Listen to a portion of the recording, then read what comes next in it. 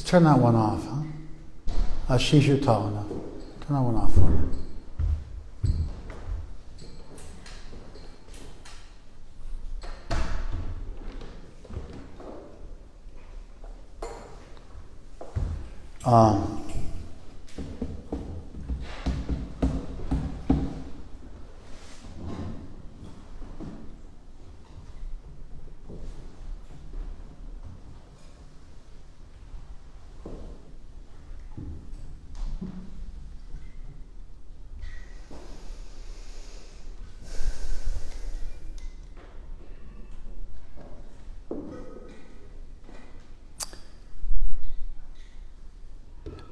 Being shallow is a real curse. And I think to a large extent, being young predisposes you to being shallow.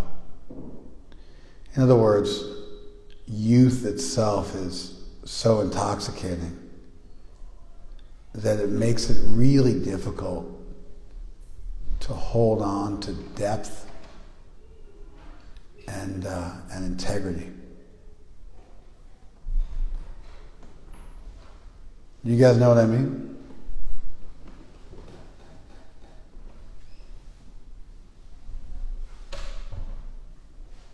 Raise your hand if you know what I mean. Okay. Let me extrapolate a little more.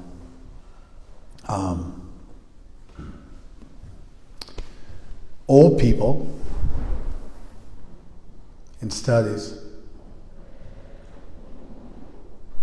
Hey, what's happening, man? Good to see you. Old people are happier than young people. There's this thing called positive psychology. The American Psychology Association in 1998 coined the term positive psychology. And they began the formal study of the highest functioning 5% of people. So in general, psychology has traditionally been a pathology-based approach. You figure out what's wrong with people and then you try to interrupt it. And so, over the last 100 years or so, they've been able to diagnose, almost 100 mental illnesses, and they've been able to come up with treatments for the majority of them, not all of them, the majority of them, and they've been able to even cure some of them.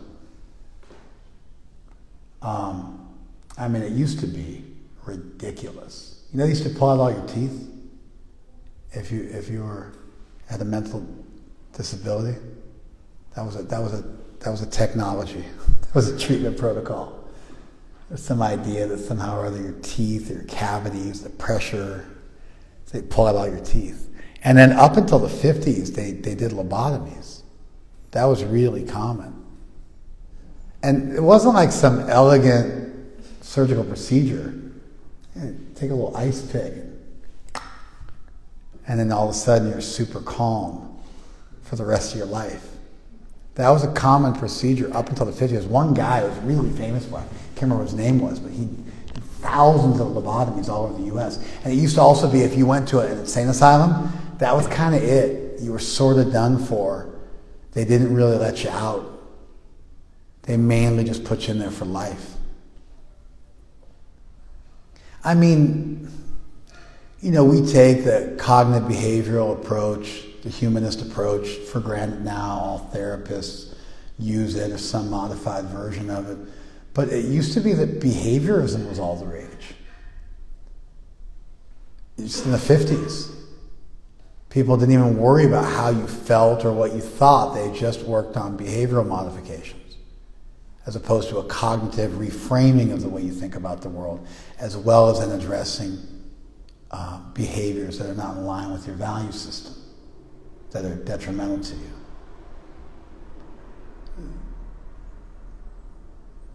We just kind of figured all that stuff, a ton of stuff out. There were crazy drugs they were giving people, crazy surgical procedures, all sorts of wild stuff that went on in the name of, forgive me, I'm sorry, I shouldn't say it, but it's not the temple. They used to, sometimes doctors would physically, what's the proper term? Massage a woman's genitals to treat anxiety. It's like they go to like the doctor's office and be like, oh, I'll give you an orgasm and I'll take away your anxiety. That was the thing for a minute. We're going back now. It's like the 1800s or something. But I mean, that's, it's only a century ago. A little more, I guess. But just people did crazy cockamamie, ridiculous, totally inappropriate, downright abusive, torturous stuff in the name of treating mental illness very recently. And just now we finally got a handle on what's wrong with people, and I've started treating it, diagnosing different clusters of personality disorders and mental illnesses, but the whole thing, to some extent, the entire endeavor. I mean, so we did this really terrible version of this endeavor up until fairly. Was this a decent history of mental illness? She's a social worker. It's a fairly decent history, right? Quick synopsized history, right? So,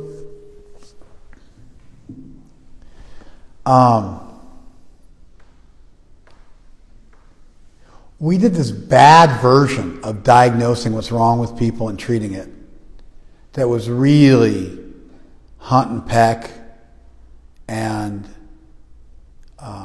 shot in the dark and extremely experimental.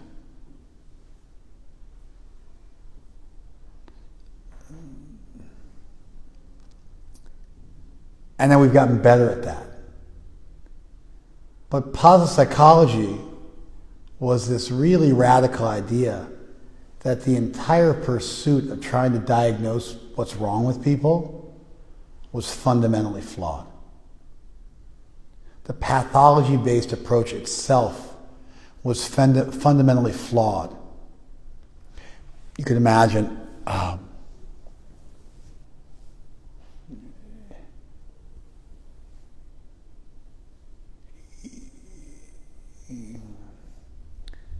confessions are a very, very elegant form of evidence in a criminal trial. In fact, confessions used to be considered to be the queen of all evidence in medieval Europe. You could not actually convict somebody without a confession. So in every trial, you needed a confession to finish the trial and finish the proceedings and settle the case. And so therefore, torture became a totally standard thing you would do in order to elicit a confession. They still do this in Israel.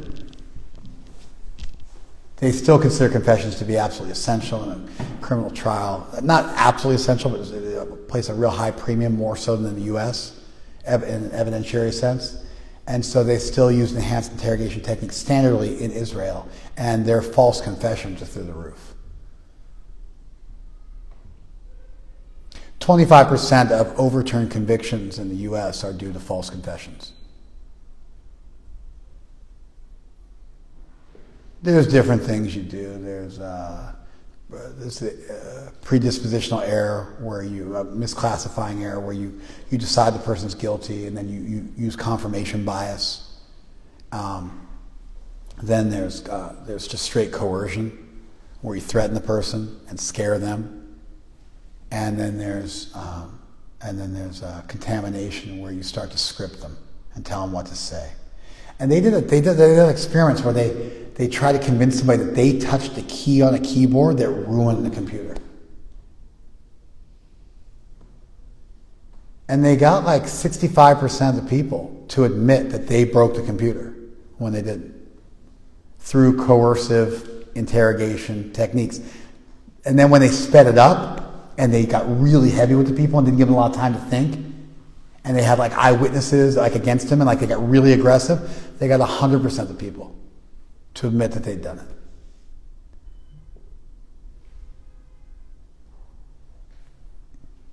You follow? So,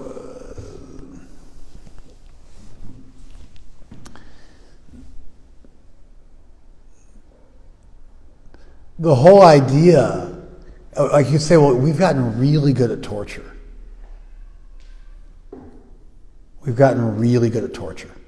We don't leave any marks. We hit people with rubber hoses and telephone books. We don't leave any marks. We've managed to figure out a way to inflict pain without any long-term nerve damage.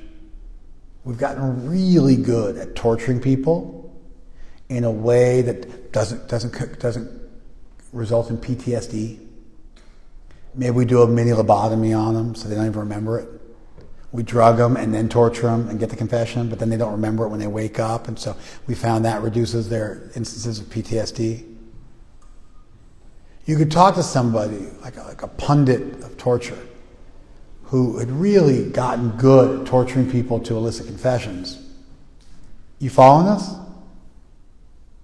But at some point, somebody, like, there's the emperor wears no clothes moment, where somebody goes, wait a second, if you torture people to get a confession and you put them enough pain, they're going to admit to anything you want them to, and now you can't, that's not a real confession.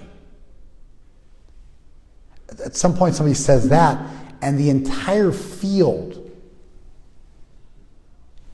gets challenged. Does that make sense? That's what positive psychology did. They said, hey, stop looking at what's wrong with people in the world and start finding people who are doing it right and copying them. Instead of figuring out what's wrong and mitigating that or minimizing it, let's just not even worry about what's wrong with the world. Let's worry about what's right with the world. Let's do happiness studies. Let's find out what the highest functioning 5% of people in this planet are doing, or even the highest 1% of people in the world, what they're doing right, what's making them soar head and shoulders above the rest of us, and then let's figure out how to systematize that. What a profound idea. Tons of great stuff came out of this. Happiness studies came out of this. What makes people happy? Forgiveness exercises, gratitude exercises, all sorts of cool stuff came out of this. The things that really successful and happy people do.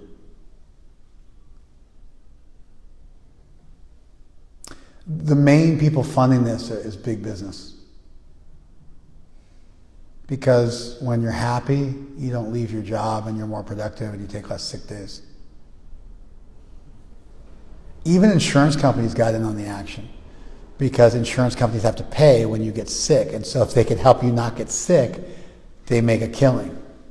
And so amazingly, positive psychology enhances people's performance in all areas of their life so much, including within the workplace. That big business. That's why they give out free coffee at Google and free drinks and free food and this and that. That's why at SpaceX they give you those really cheap meals. That's why they do all this stuff, because they want you happy. Because if you're happy, you don't get sick and you're more productive.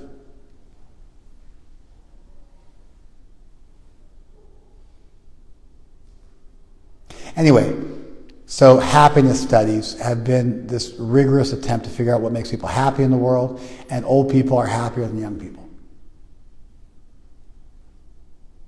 They just don't get as bent out of shape by the small stuff anymore.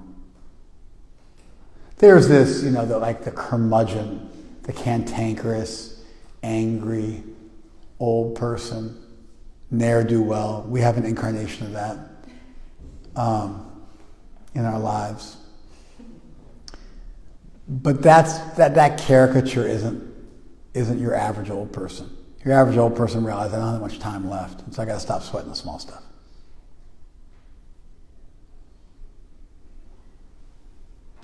Young people got a lot of time left. Therefore, they can sweat the small stuff. Also, young people are traditionally way more lusty than older people, just simply due to the ridiculous amount of testosterone and estrogen, estradiol that's coursing through your veins at all times. It makes you way more emotional and lusty, and then your less blood goes to your brain. And this has been the areas of your brain that are involved in deep cognition shut off when you get sexually aroused. And the reptilian areas of your brain get lit up, and you actually become way less intelligent. They studied that. Crazy, right? I think your amygdala lights like way up. I think your prefrontal cortex goes way down. So you're young, you're lusty, got all the time in the world, and you end up sweating the small stuff. You get petty. And so youth is a curse in some sense, because it comes with this just massive sensual appetite that rivets you to your body and makes it really hard to think in a deep and profound and sustained way. You have moments, but you get dragged back down to the pettiness. And you also haven't had enough time to learn the fine art of how to stay high forever and keep yourself up. And so addiction to vices and sensuality and riveted to your body and much less abstract deep thinking and much more reptilian brain activity. Welcome to youth.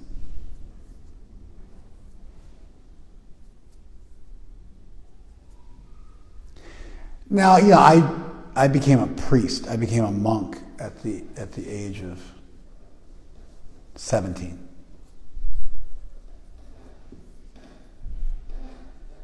I became celibate at the age of 16. And so I don't think it's impossible to be idyllic and deep and profound, but it's certainly a lot harder when you're young. Do you guys know what I'm talking about now? There's some people that didn't raise their hand now. Anybody, if you still don't know what I'm talking about, raise your hand so I can really hone in and figure out what I'm doing wrong.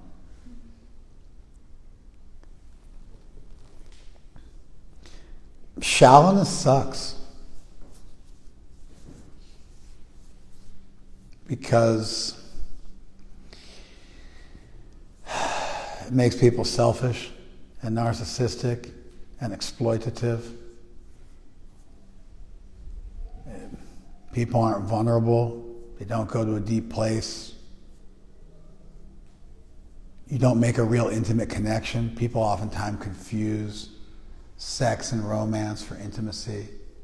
The two things are so far from one another. Sex becomes this fake surrogate for real intimacy. And people end up getting shallow fixes and shallow hits. And then they can't think clearly and deeply because the very nature of getting too intoxicated with neurotransmitters is you can't think deeply anymore. That's why if you're drunk and you call up your sponsor from AA, they'll tell you just dry out, I'll talk to you tomorrow. There's no value in trying to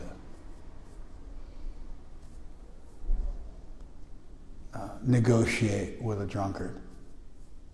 I tried. Some guy was screaming bloody murder at like 2 o'clock in the morning. Like I had a whole Stella moment. I think the girl's name was Sarah, though. Screaming at the top of his lungs.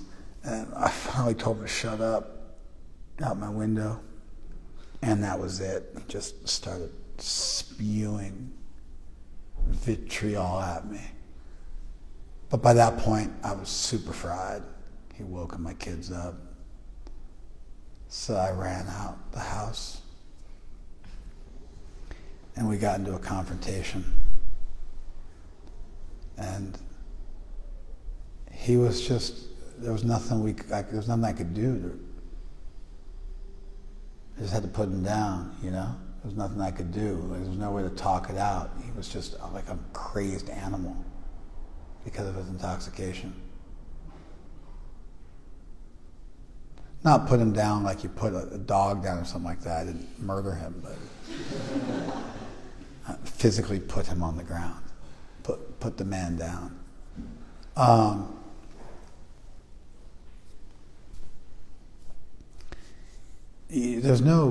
Somebody's crazed on, intoxicated. And neurotransmitters are like that. The oxytocin, serotonin, big hits, dopamine. They stupefy you. When my LMT, when my massage therapist works on me really heavy, I pass out. I get such a dopamine hit from the work. I pass out. He wakes me up, and I'm like I'm drooling on myself, and it looks like I got drunk or something. I can't hear really well. I can't think really well. I'm all foggy.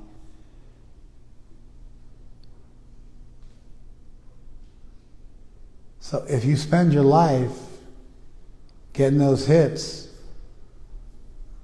from drugs, from alcohol, from sex, from anxiety,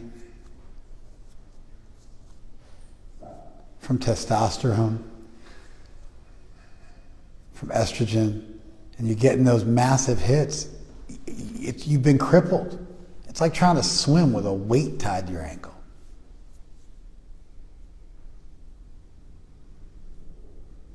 Use makes it harder. It actually gets easier. If you can hang in your youth and keep your head above the fray and do the right thing and suck it up and take the cold shower and do some push-ups and chant and pray, do a little yoga, do a little meditation, keep good company, and not go down that vice road. If you can do that when you're young, you get a little older, life's a breeze.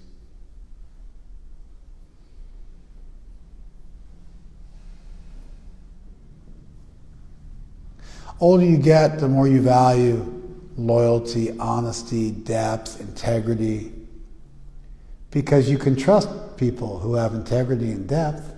You can depend on them. You can count on them. But when people are too shallow and too addicted, then you can't trust them because they're going to turn on you on a dime because they can't help themselves because they're addicts.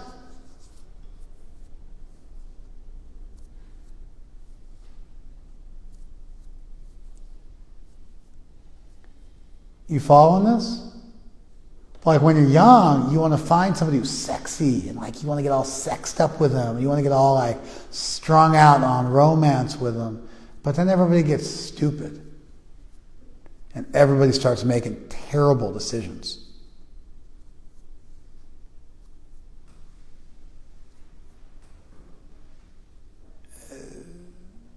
What we really want to do is we want to find people who are deep, who are profound, who are thoughtful, who are not addicted to vices,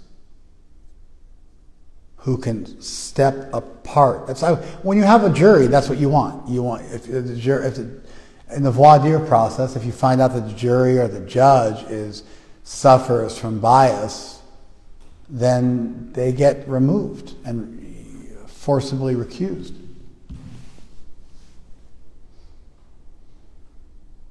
Because we want impartial judges. We want that police officer who's not racist. That way if you have to shoot somebody who's a different color than they are, you know it's not racially motivated. When people have guns, when people have gavels, when people have authority, when people have power, we want to be sure that they're using that power without bias, without nepotism. without bigotry.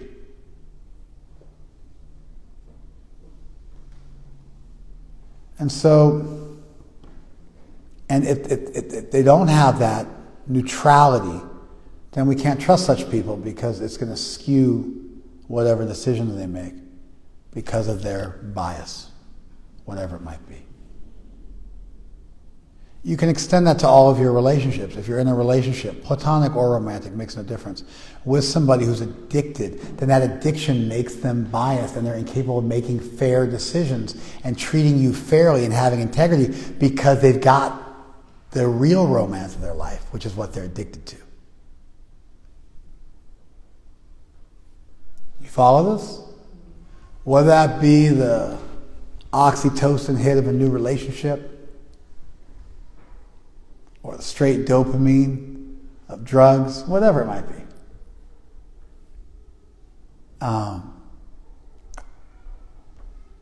You can't trust such people because their main concern is getting their fix.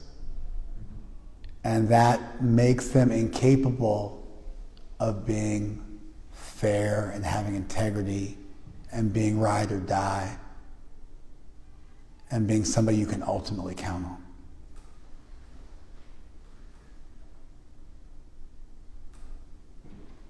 Animals have a very shallow existence. It's like, like your average bird, right? It's like they're flying around, they're looking around all the time.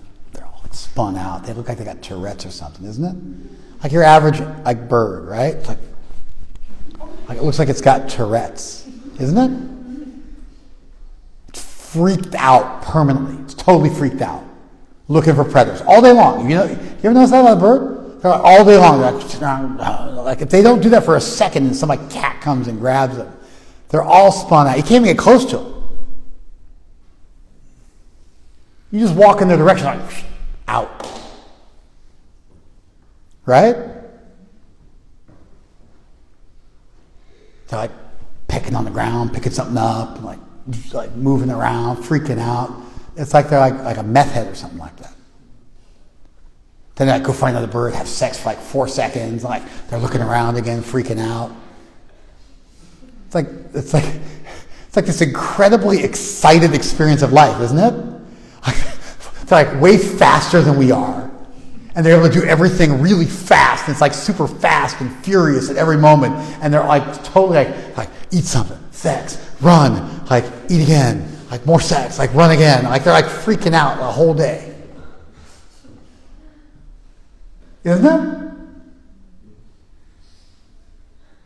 They're way better at the whole sensual enjoyment freak out. They're not doing like any metacognition, any big questions of life. They're too just focused on what's right in front of them. And people who are too addicted to their appetites, they become similarly hyper-focused and they're not able to step back and look at what's going on and really think about what's important in life, what to speak of actually live what's important in life. A lot of times when you're young, you're a little idyllic. You get that moment in college, you become a communist or an enlightened atheist or a secular humanist or viva la raza or whatever it is. You get your thing. That's my thing. You get that moment comes in college. Generally speaking, nobody holds on to that. That's why people in their 30s are so much less idyllic and so much less idealistic, than people in college. Usually by the time you're 30s, you got to get into the grind and work and slog away. And you don't have that time for that idealism of your youth. What we really want is we want that idealism of your youth, that freshness, that openness, that the world is unlimited, that I can do anything. We want that idealism, and we want to combine that with the integrity and the depth that usually comes to people much later in life. And you want to try to marry those two ideas together and do some polarity management and manage to have the best of both worlds, where you keep yourself open and you keep yourself innocent and you're able to think about what's the highest thing possible. And you're young enough where you're not such a big ego that I've already got it all figured out, and you can really encounter new ideas, bold, beautiful ideas. And then you can attach yourself to them and slowly and methodically move towards them for the rest of your life. That's the magic.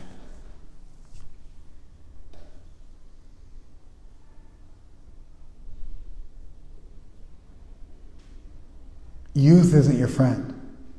It's your friend for that openness and that, but it's not your friend for that longevity and that stoicism and that perseverance.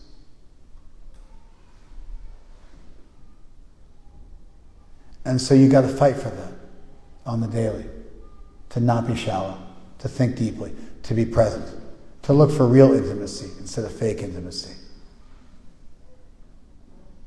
to calm down, to breathe deeply, to see the big picture, to look for genuine people, to look for genuine connections. You got to fight for that. It doesn't come easy when you're young. Most people aren't like that. They're running and gunning. To find people like that's a great blessing in life. We should cultivate communities like that. We should be like that. We should seek to have integrity.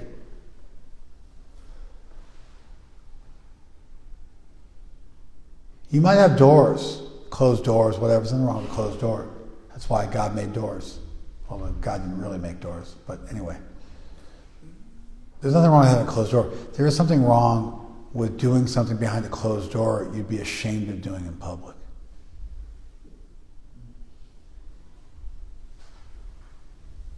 There's something wrong with saying stuff behind closed doors you'd be ashamed of saying in public. There's some value in modesty. I'm not expecting people go out and make babies in the street or something like that. There's a value in having closed doors. But we shouldn't be doing things in our life that we'd be ashamed of. We shouldn't say things that we'd be ashamed of saying. Honestly, we shouldn't even think things we'd be ashamed of. We should learn to curate our minds the same way we curate our IG feed. And we should have deep thoughts and deep words and deep actions. And that should be what our life is made up of. We should seek that kind of integrity where we attach ourselves to an ideal, we figure out what the right thing is, and then we spend our lives being devoted to that. Devoted comes from voto in Latin, which means we should have a vow. That's where you get the word vow from. We should be sworn to that.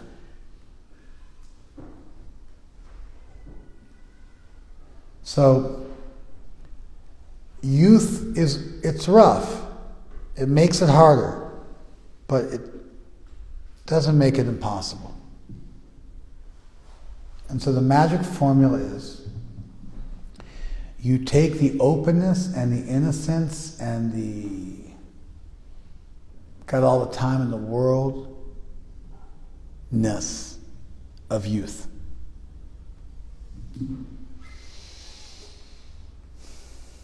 And you figure out your ideals, what you value, what's important, what you stand for, who you are. And then once you arrive at that, you then cultivate perseverance and fortitude and longevity. And you buckle up for a long ride. And you spend the rest of your life attempting to live up to that ideal in your daily life. One day at a time, one step at a time. You got a general map, that's where I want to be. Here's where I am, and then you map just what's right in front of you. But you know you're headed in that direction. You got the compass. You know the general direction you're headed. You can focus on what's right in front of you. You don't have to know everything. Get that general direction, and you're sworn to that. You're committed to that. And that commitment is more powerful than the throes of youth and the throes of passion. And then life hits you. You get lusty, greedy, angry. But that commitment to that ideal is more powerful than those temporary sensual appetites that knock you off course and make you shallow and make you untrustworthy. Shallow people aren't trustworthy, just like addicts aren't trustworthy. They can't keep it together. They're shallow. It's like they're like that bird. It's like spazzing out, freaking out, flopping around like an idiot. You can't trust such people. They love you, they hate you. They're all about you, then they forget you. You know what I mean? They start a business and they bail. Like, you can't build anything with those people. Let's get married and have a kid. No, I don't want a kid. Let's get an abortion. Like, it's like here today, gone tomorrow. Fair weather friend. Shallow people are fair weathered by their very constitution. That's what it means to be shallow. If you're that person, you're not trustworthy. You're incapable of having a deep relationship. You're incapable of longevity. Nobody can count on you.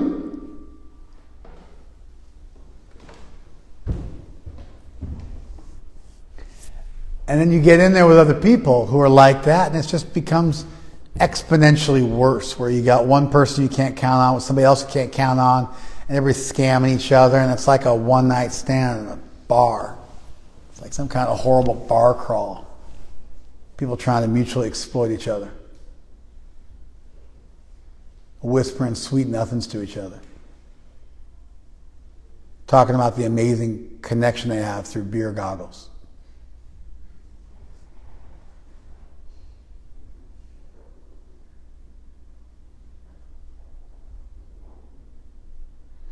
So,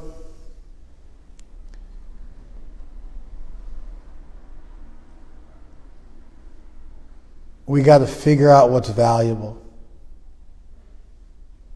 what qualities we want to cultivate, who we want to be, what we stand for. And then we need to start that long, slow march towards it. We need to be deep. Deep means integrity. Deep means you stand for something that's bigger than yourself, and you're committed enough to it that you don't waver.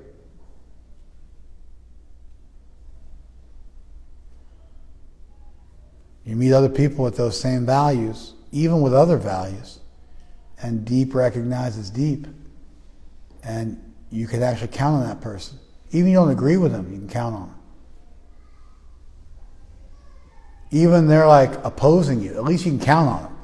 You know you're dealing with somebody of substance. You follow? At least I could pivot around you, but I know you're stable. I can count on you. We need to be like that. We need to find other people like that. That's the most valuable thing you can do with your time. You can form that tribe of people like that you have similar values with, who are deep, who are committed on that same kind of level, and you form lifelong friendships with those people. It's the best thing you can do with your time.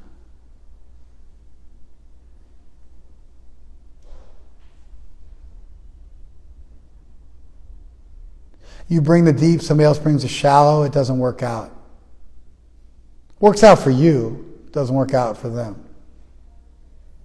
Maybe they get deep too, maybe they don't. But the best thing is when you find other people who are deep like you are, and then you guys can form a real connection. Platonic and romantic. This is true across the board, in all aspects of your life, with all the people you work with. Life is best played as a team sport. You can play it by yourself, but it's just a heck of a lot less fun.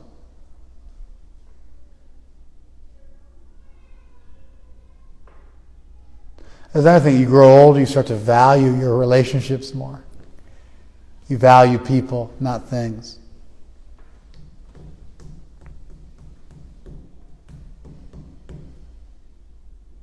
You appreciate good people, good conversation, people you can count on. Sometimes you don't need to talk to the people, just you have them next to you, you know you can count on them. Somebody solid, you feel supported just by their presence.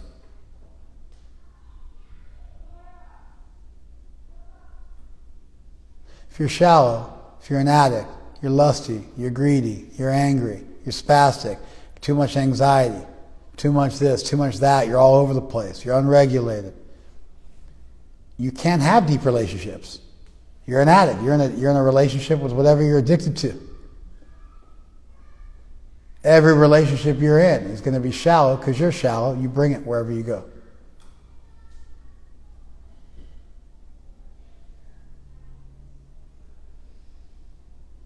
Youth, it makes it harder, but doesn't make it impossible. But we can't be lazy about it. Who am I? Why am I on this earth? What's the highest ideal? What do I stand for? What do I die for? What am I willing to live for? Living for something is better than dying for something. It's a way higher level of commitment. What am I willing to live for? And then do it. Put your money where your mouth is and start moving slowly in that direction.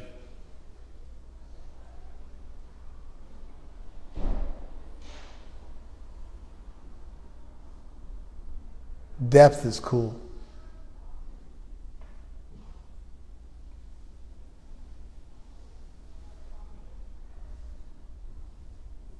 You follow me? Like you want to be cool? Be deep. Deep people are cool. Loyal people are cool. Honest people are cool. People who walk their talk are cool.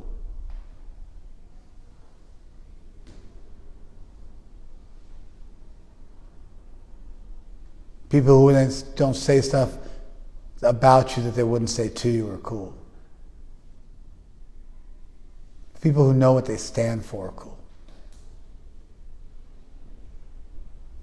People who figured out that what they value are cool.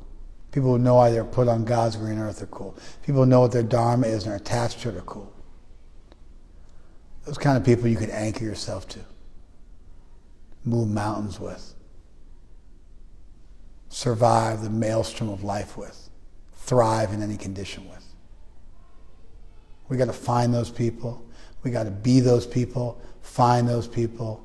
Make a family with those people. Make an extended family with those people. Move mountains. Live a life worth living.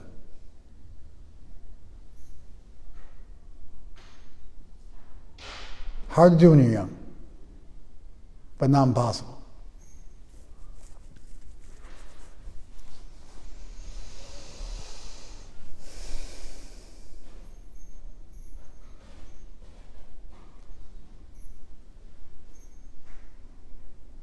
All right, give me some feedback.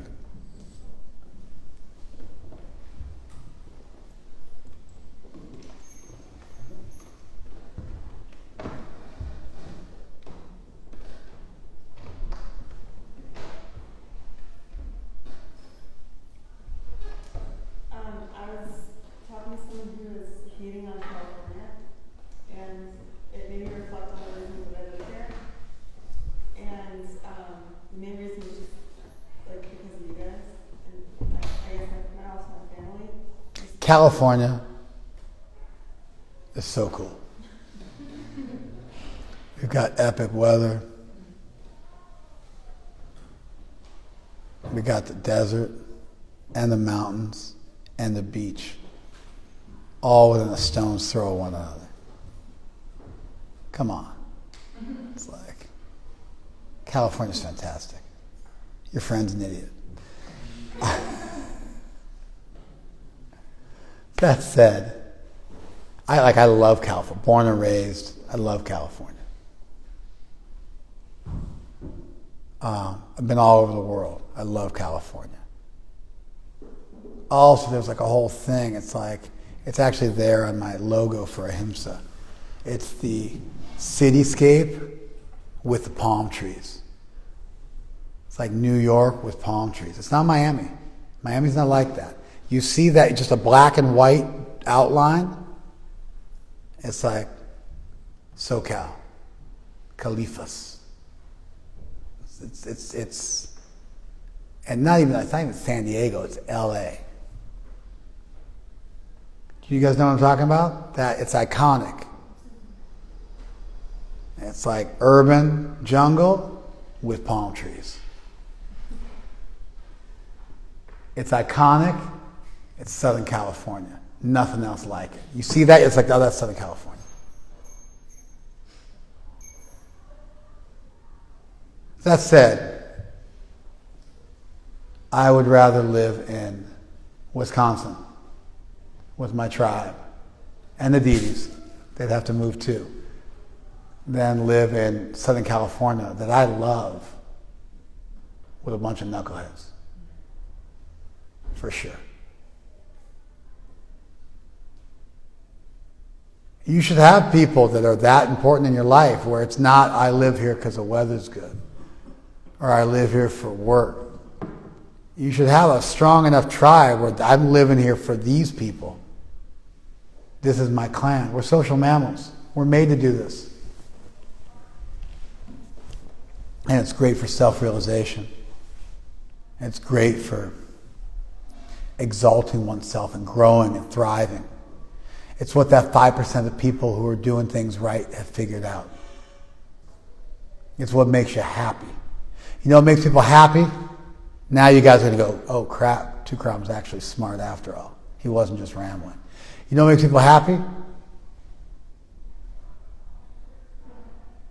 It's not money. It doesn't affect your happiness. Anything above lower middle class doesn't affect your happiness. What makes people happiness is something bigger than themselves they live for.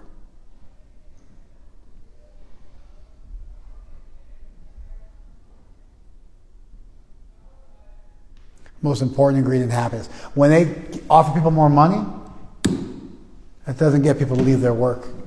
If people feel like they're part of something bigger than themselves and that people around them depend on them, they'll stay in their job and pass up multiple promotions that get them to leave because they don't want to leave their people. They feel like they're part of something bigger than themselves. They'll work. Sun Tzu says you treat your warriors like your children, and they'll die for you. They'll never leave you in war. They'll never leave you in battle. You love them like your children, they'll never leave you. You find a tribe that you die for, you got a group of people worth living for.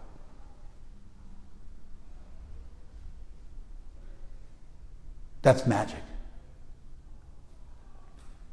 Being a part of something bigger than yourself, it's not some abstract ideal. There's another thing. It's the man or woman standing next to you. When you fight, you don't fight for some ideal. You fight for the people standing next to you. They had a problem, a bunch of Navy SEALs, some Navy SEAL raped somebody, and then his buddies wouldn't give him up.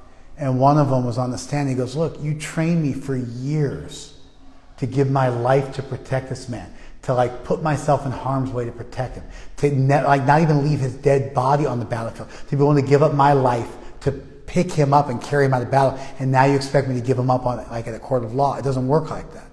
You train me to value this person above all other things, to cultivate that buddy system where I'm living for the man next to me, the woman next to me. And so we think of ideals and a higher value and a higher principle that we live for in some abstract, deep, profound truth. But the reality is that gets instantiated in the people standing next to you who have the same value system. You actually live for them. Someday you have a vision of that higher ideal, and then you get both. But in the beginning, that higher ideal is instantiated, it's epitomized. It lives in the people who embody that for you. And so you actually end up living for them and fighting for them. Therefore, when positive psychology teaches us that the most important ingredient for human happiness is to live for something higher than yourself, they don't quite go far enough. What it really means is you live for people who have that same value system, which represents something which is bigger than yourself, namely them and what all of you collectively are doing together. Do you follow this? There's no Jesus without the apostles. Nobody even knew his name. There's no Buddha without Ananda. There's no Allah without Muhammad. There's the people who embody that truth. There's no Yahweh without Moses and Abraham. It's the Mosaic tradition, the Abrahamic tradition, the apostolic succession. That highest ideal of those traditions was instantiated in the people who revealed it to the world. They embodied it. You didn't follow God, you followed them.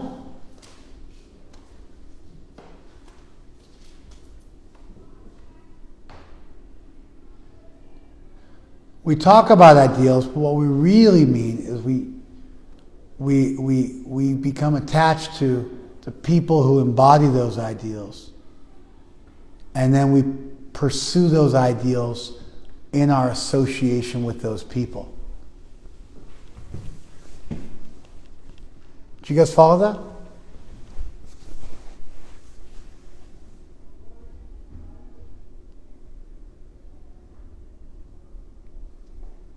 There's an osmosis, those ideals that eventually become yours, and you end up becoming that for somebody else. Eventually it's in your bones, it's who you are. You started out emulating, you started out borrowing, you started out basking in somebody else's life. At a certain point, it's soaked into your bones. It became who you are. It becomes irrevocable. Of course, then your gratitude to those people who did that for you becomes incalculable. And you become capable of shining your own light for other people and uplifting them.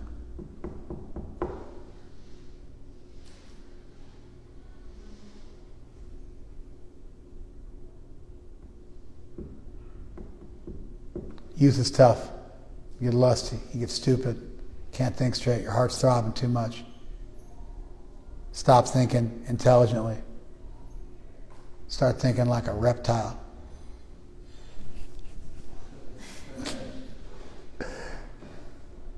Got to fight it. Figure out who you are, what you stand for, and then steel yourself. Get ready for it. It's like that roller coaster. You get ready for it. And when those hits start coming, you can deal with it. Because you're in the roller coaster, you can keep your wits, not look like an idiot.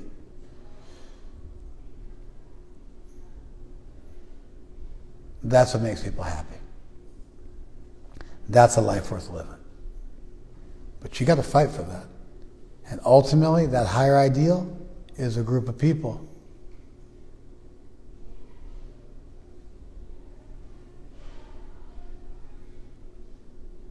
The temple's a group of people.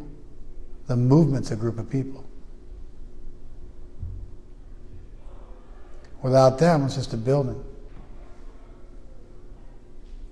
Everything gets dry, ritualistic, empty, neutered. It's a carcass. It's a form without the substance.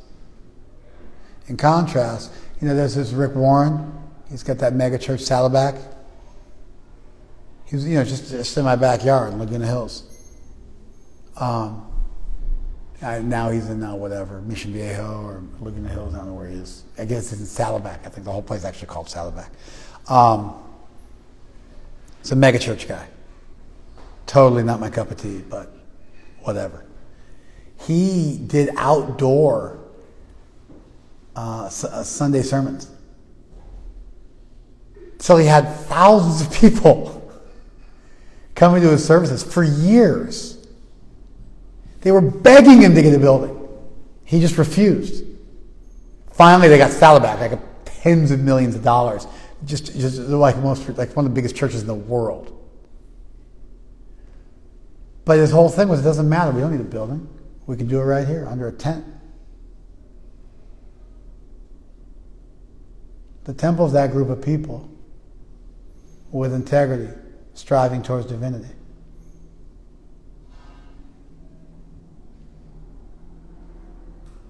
And so you find what you value, find people who embody what you value, you lash yourself to them, you soak in their depth, become deep like them, steady yourself, don't be shallow, don't be addicted, don't be foolish, be a hero.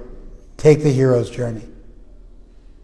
Make it through youth like that, and you bump the hump, get a little older, and you've lived that, then you're on easy street. Then your test levels drop a little bit, and you're on easy street.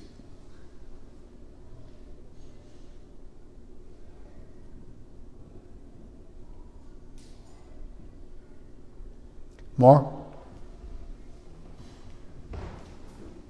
Yeah.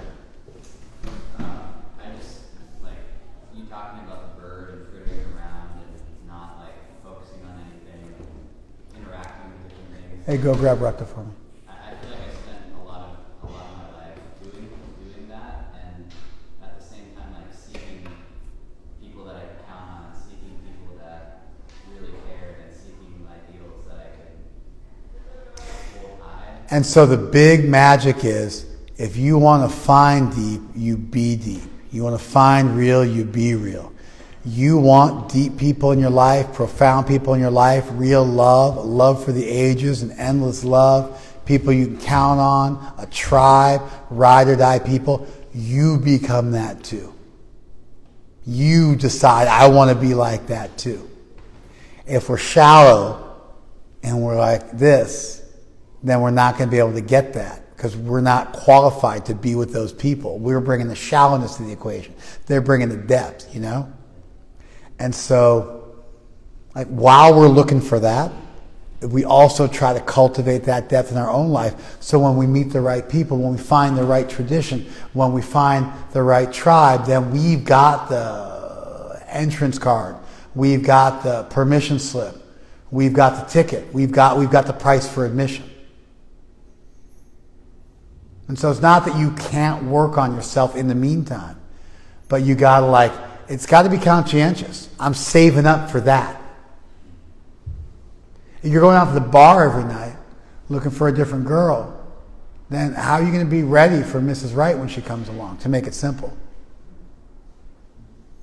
You're passing all those open windows and cultivating depth. Then when the right person comes along, you're ready. Here I am. It doesn't take forever. Doesn't take 10 years to make a commitment. You're deep, that person's deep. It happens real quick.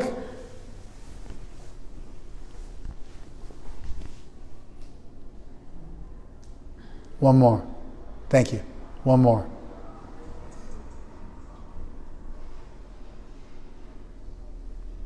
Yeah. Really appreciated how you were talking about just the opportunity that you have when you're younger to really get certain things in the butt and set yourself up for success. I always think, like when I say the meditation clubs, the college campuses, I always say, this is so cool that you guys practice, because I imagine this you could forego so many mistakes and so much suffering by just like making the effort. Thank you, IGTV. Cut them out.